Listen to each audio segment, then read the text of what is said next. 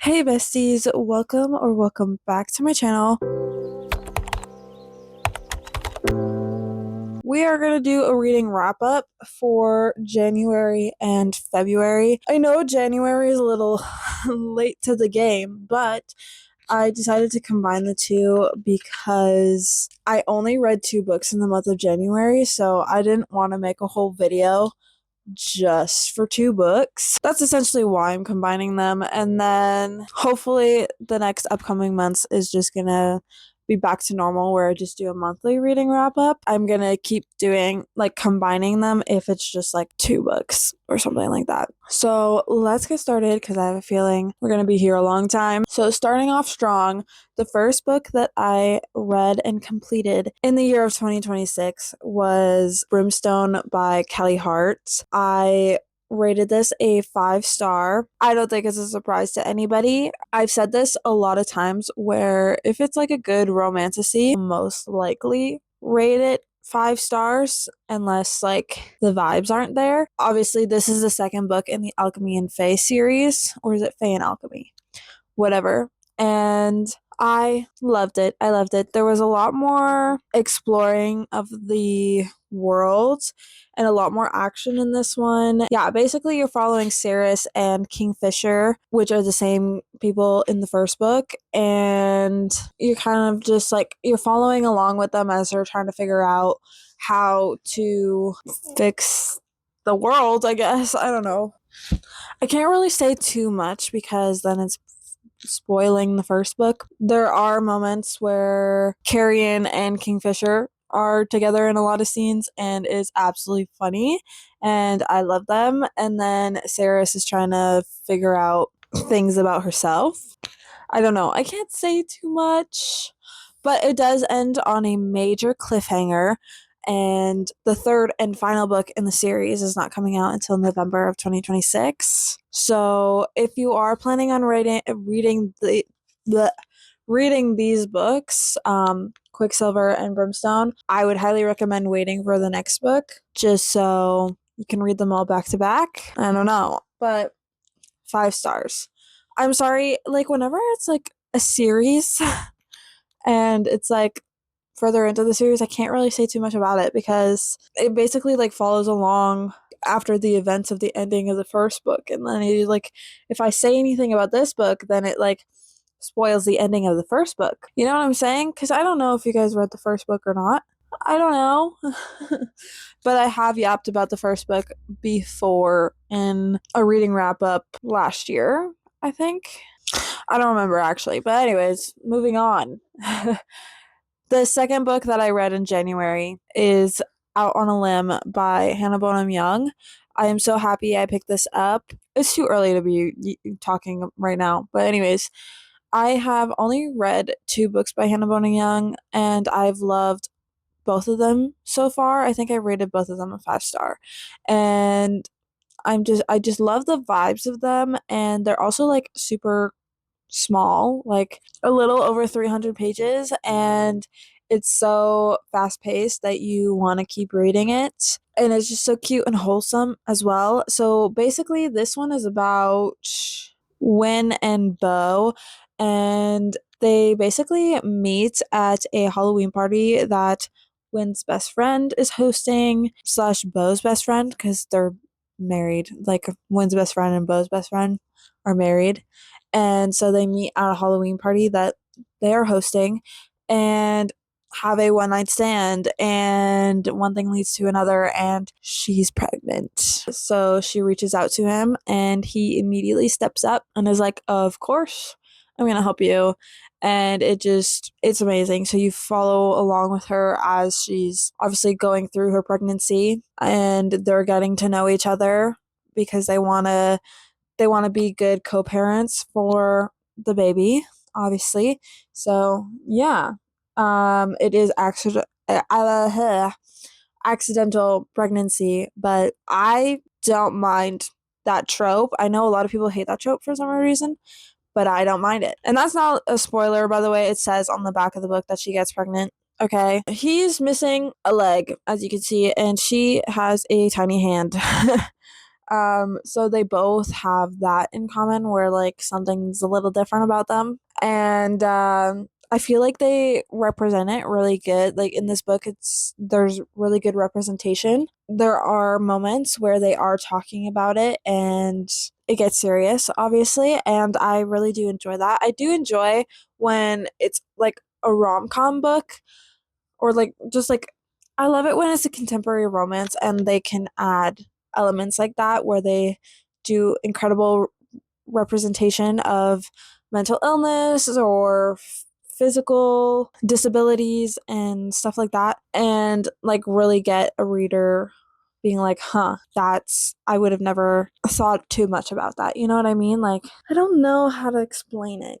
Ugh, whatever. I'm too tired to think and function, and all I want to do is read right now. So please give me a break. Okay, so that's a wrap up on January. Now we're on to February, which I do have quite a few books to yap about in this one. I think I'm finally out of my reading slump, and that's so exciting. I'm so excited. So first book I read was Reign of Shadows and Endings by Melissa K. Roerich. It's the first book in the Legacy series. There's 4 books in the series total, and they are all out. So if you are planning on reading it, it's perfect because you can read them back to back. And it's also on Kindle Unlimited. You're welcome. I am actually so upset that I don't have the other 3 books in my physical TBR because I really want to read them. I really want to read the next book so bad, but it's not on my physical TBR. So I can't because my goal is to read 50% on my physical TBR. And that's going to be kind of impossible if I keep reading books that are not on my physical TBR. So this follows Tessalyn, and she's a fae, and basically faes are put on this planet, put in the world to be slaves, pretty much. When you're a fae, you either get chosen by the legacies and you become their source, which is basically like you get bonded to a legacy and the legacy can draw power from you and they become more powerful, you know what I mean? Or you get put into like a quadrant, I guess. I don't think I'm explaining this right, but anyways, so you basically get put into a quadrant and you have to like provide for the world pretty much. Sorry, my boyfriend just texted me. I'm gonna just respond to him. We might be going to a Luke Combs concert. Oh, I'm so excited. Anyways, back to the book. So yeah, anyways, Tessalyn never wanted to be a source, which everyone finds odd because every fae wants to be a source, but she does not want to. One day, like now it comes the selection time where the legacies reveal which fae is going to be their source. Tessalyn kind of like finds herself in like an alley or whatever, and she stole food and she's eating it.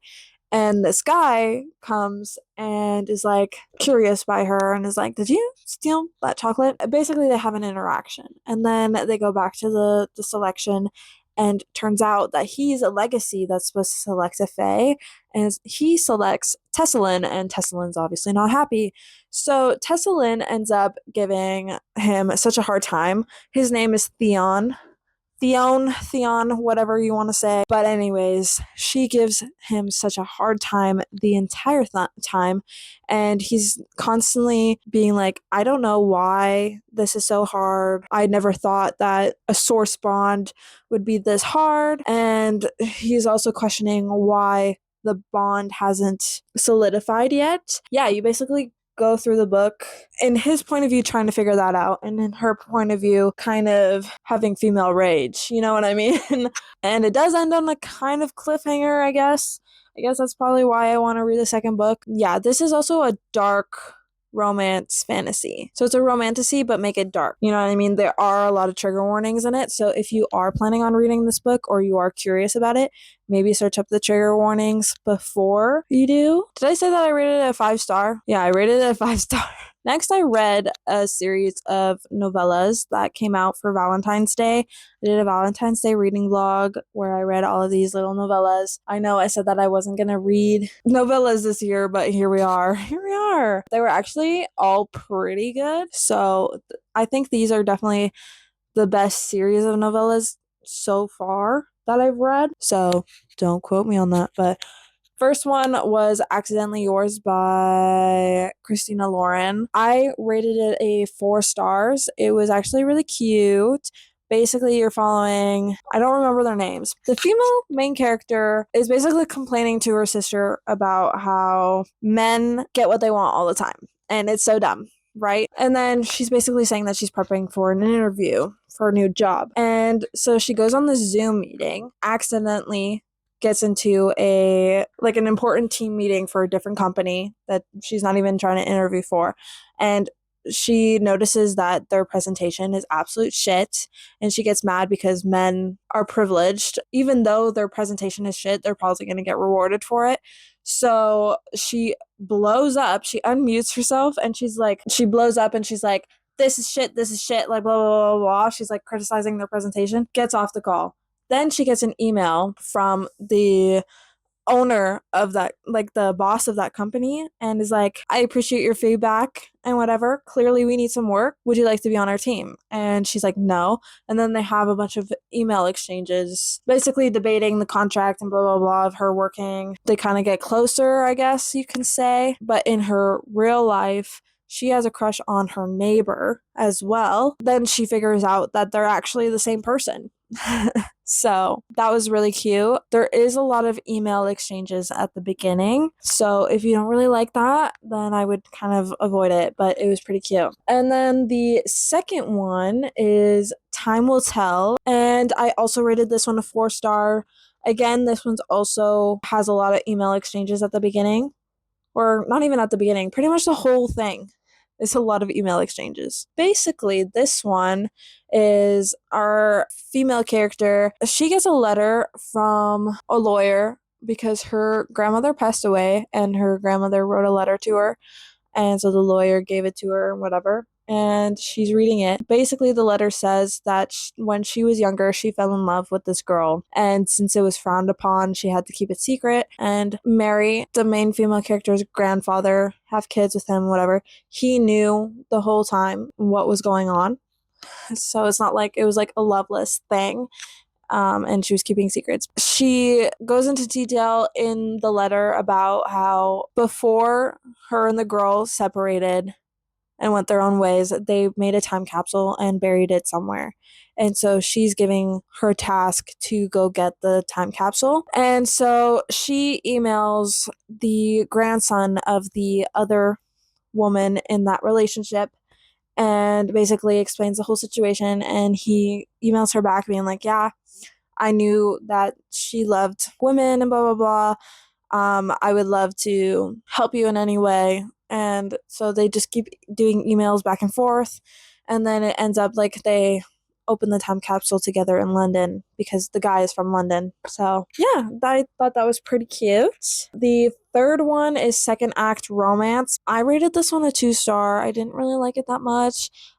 Basically, it's very heavily based on a play, I guess. Like, they're performing a play on like Broadway, I'm pretty sure.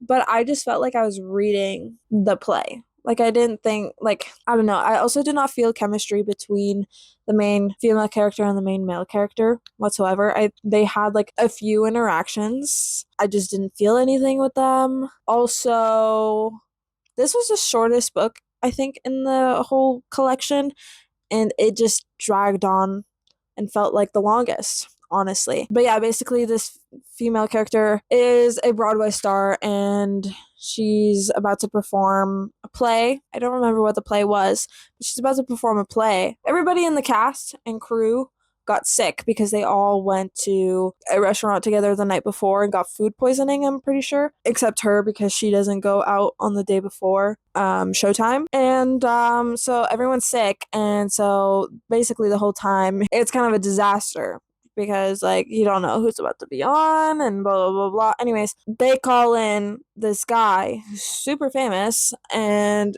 he agrees to do it because he used to do this play on Broadway as well. And apparently he knows the main female character and they used to do this play back in the day as well. And yeah, they end up together. And I just didn't feel anything for them. I don't know. Sue me. Apparently, I was looking at Goodreads reviews and a lot of people felt the same way. Next is A Play for Love. I rated this one a 4-star. It was really cute. At the beginning, the first chapter is literally them about to do Romeo and Juliet, so it is a little bit play-ish. They're in college and they have to perform a play. She's dreading it because she doesn't want, like, they have to do Shakespeare plays and she's like, I'm probably gonna get the only scene that has to do with kissing, and I don't want to kiss any of these losers. Okay. And then here comes the main male character and he's like, I'm about to go on Broadway. I need to do this right now. Like, the professor chooses them to do the play together and it is a kissing scene. Anyways, so then they perform it, and then it goes like 5 years later, and she stumbles upon him in New York, I think, but she's about to leave to go to LA, I think. So she gives him a list of things that she wants to do on her last night in New York, and so they go through the list and they do it. And then like towards the end it's a lot of texting and stuff because they decided to do a long distance relationship. I know it doesn't sound that good, but it is good. It's cute. It feels like a 2000s rom-com movie. Okay, next is Death to Valentine's Day by Catherine Cowles. I also enjoyed this one. I did a 3.75 for this one because reading it and finishing it, I was like, I wish this was actually a book. It would have been so interesting if it was actually a full book instead of just a novella. And I also felt like that she was rushing it a little bit because of it was a novella, and I get that. I really do. Especially since, so Catherine Cowles is famous for doing romantic suspense. So basically, there's a romance plot, but also a little bit of a mystery plot. This novella was no different. It was the same thing. It was a romantic suspense, but I feel like she was rushing the mystery aspect a lot since it was like only 100 pages. Again, I get, but I also wish it was a full-length novel so then we can like actually take our time with it.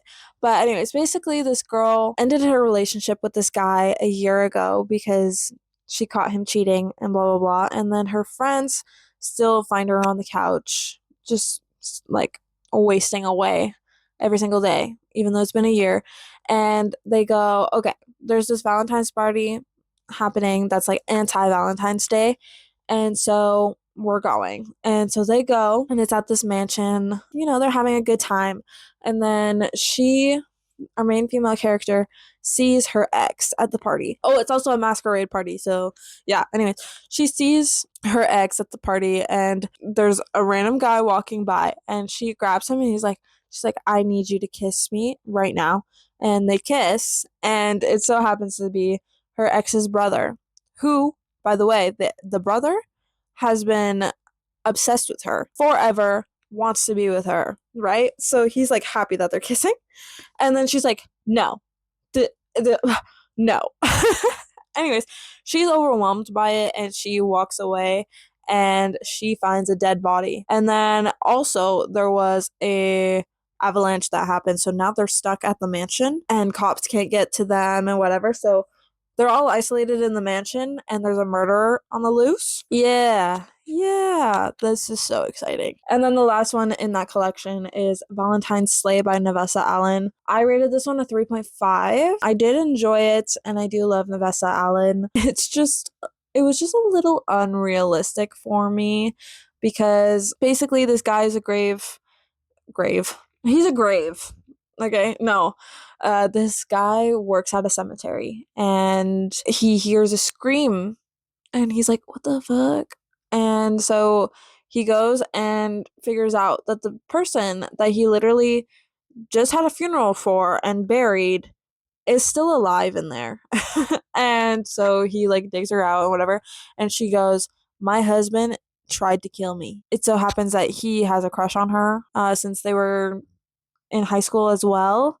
And so he takes her to his house because she doesn't want anyone to know that she's alive and blah, blah, blah. And the thing that was really unrealistic for me is that they hook up literally the first day they hook up. And I'm sitting there, I'm like, if I was buried alive and I figured out that my husband was trying to kill me, I would not be hooking up with this person. I don't care how much I know this person. So yeah, it was a little unrealistic with me for me. But yeah, so basically they also try to figure out why the husband tried to kill her and also try to prove it at the same time. It was fun, just a little unrealistic. So I was just like, I don't know. But anyways, that's it for that Valentine's Day collection. These next three I also read for a reading vlog, my TBR takedown reading vlog. So go check it out. But the first one is Fake Skating by Lynn Painter. I rated it at 4.75. It was so close to being a 5-star. What's their names again? I have such hard times with names. This is about Danny and Alec. Yes, yes. Basically, they were childhood friends. They also had a crush on each other. Okay. Danny moved around a lot when she was a kid, well, growing up, because her dad is in the military. So they basically moved to wherever he was stationed next. But her and her mom went to this small town once a year for a whole month in the summer because her mom grew up there and whatever. And she has a best friend there. Okay. And that best friend has a son named Alec, and they basically hung out every time that they went for the whole month and whatever.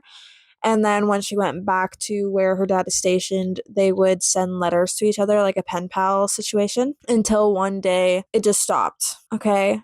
And now they are moving to that small town, her and her mom, because her mom and her dad are getting divorced. And her mom obviously wants to move back there. And so they move back, and Danny and Alec are kind of enemies because of the whole pen pal situation, how it just randomly stopped. So you're trying to figure that out throughout the book as well, of why they hate each other so much and what happened and whatever. So they're basically enemies until one day she gets caught in the locker room because she was crying and Alec was comforting her, and the coaches are like, what the hell is happening here?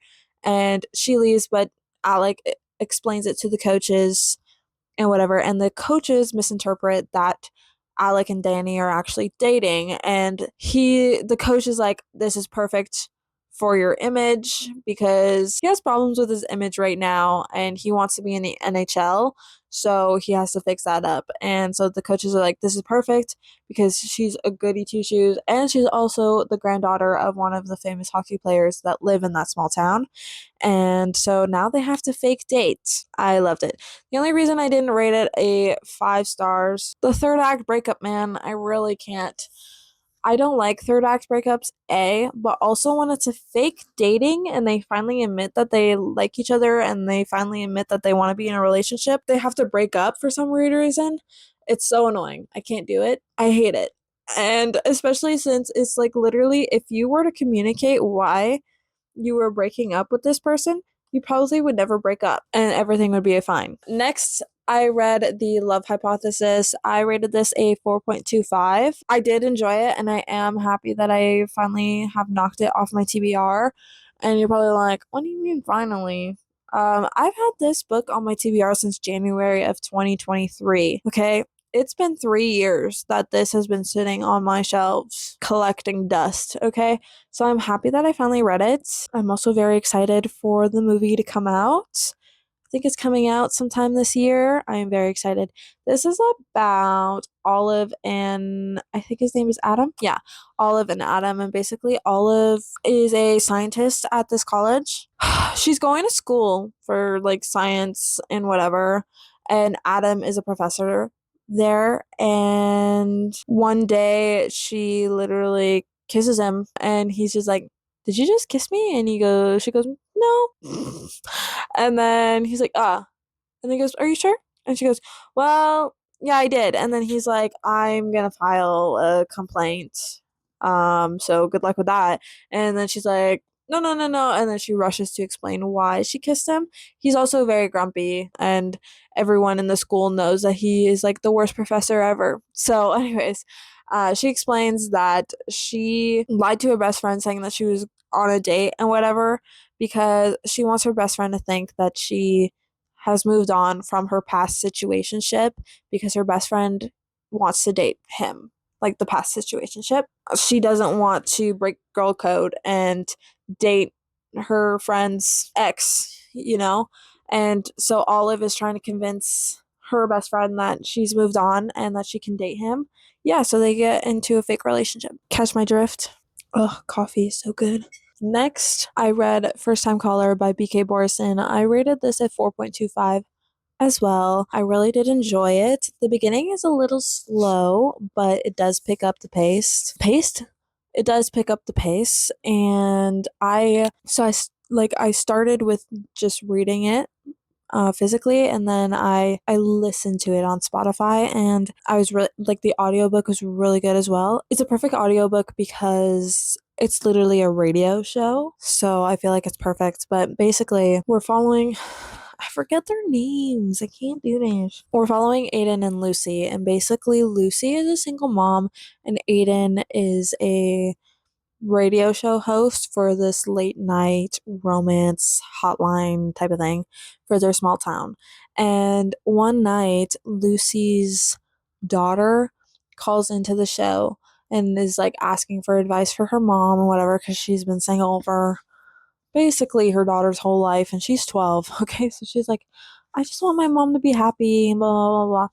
So then Lucy and Aiden get to talking on the radio show, and that segment blows up on the internet, and a bunch of people relate to Lucy and blah, blah, blah. So then the girl that runs the show, basically, she's like, I have an idea. We're going to bring Lucy in 3 times a week for a segment for her to find the love of her life. And it's just, yeah. I didn't rate it higher because, again, miscommunication slash third act breakup type of thing. Anyways, that's that for that. And then complete opposite side of the spectrum. I think there's someone in my house. I don't like it when people are home, but I'm also confused because everyone's at work, so who's here? Complete opposite side of the spectrum is Haunting Adeline by H.D. Carlton. This is the first book in the Cat and Mouse duet. You best believe I'm gonna read Hunting Adeline soon because this ends on a cliffhanger. I rated it a 4 stars just because at the beginning, so this is about Adeline and Zade Meadows. Oh my god. So basically Adeline is a author, self-published author, and she also lives at this manor that has been passed down generation to generation.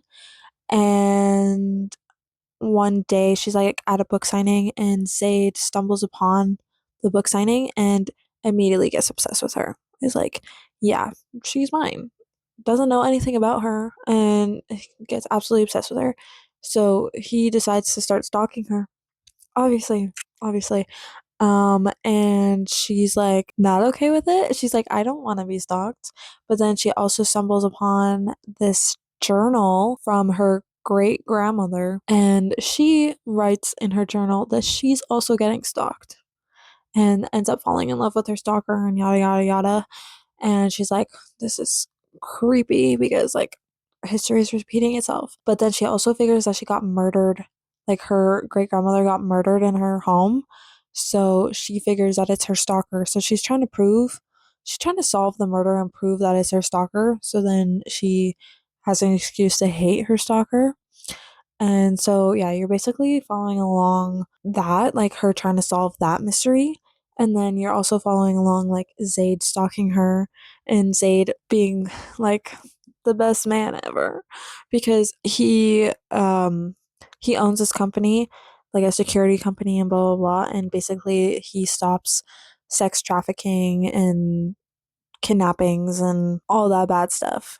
And so you're following along with that, and it does end in a cliffhanger, and I hate it. I hate it. But anyways, the only reason I rated it a 4 is because at the beginning I was very conflicted because yes, I know it's a dark romance and there are things that are gonna happen, but he did SA her. I think that is in the trigger warnings, but he did SA her, and I was like, this is literally what you're fighting against, and you're doing this to her. I don't know. Towards the end, it was fine because, like, I can see that they're falling in love with each other, but towards the beginning, it's literally like, I get stalking, okay? Like, that's fine. But you literally did things to her that she didn't want happening, right? So it's like, you're literally fighting against this in your day to day life, and yet you're doing this to her. So, I don't know. But we'll see how the second book is. I'm gonna be reading it soon. And then the last book, I have not completed it yet, but there's still 4 days left of the month, so I'm probably gonna finish it before the end of the month. But that is Throne of Glass. I'm only 35% through, so I don't have a rating, but I just want you guys to know that I am reading it and I am completing it this month. So then that means that the only book left on my February TBR that I did not read is Rune and Rising, and I already knew that that was gonna happen, so it's fine. But yeah, I don't have a reading for Throne of Glass yet, so stay tuned for my March reading wrap up for that. Basically, we're following Selena, and she's a world famous assassin. Dorian goes to collect her because there's a competition happening in the kingdom where the king wants a champion to basically protect the kingdom. And so now she's training and she's competing for her freedom. That's basically it. I'm reading it for a reading vlog. So, and it will be a spoiler reading vlog. But yeah, that's all the books that I read in the past 2 months. I am excited to finally be out of my reading slump, I think. Hopefully, I'm out of my reading slump. That's it for my reading wrap up. I hope you guys enjoyed. I'm curious to see if you guys read any of these books and what you rated them, or if you are interested in reading them, let me know. And yeah, please like, comment, and subscribe, and I hope to see you guys on the next one. Peace.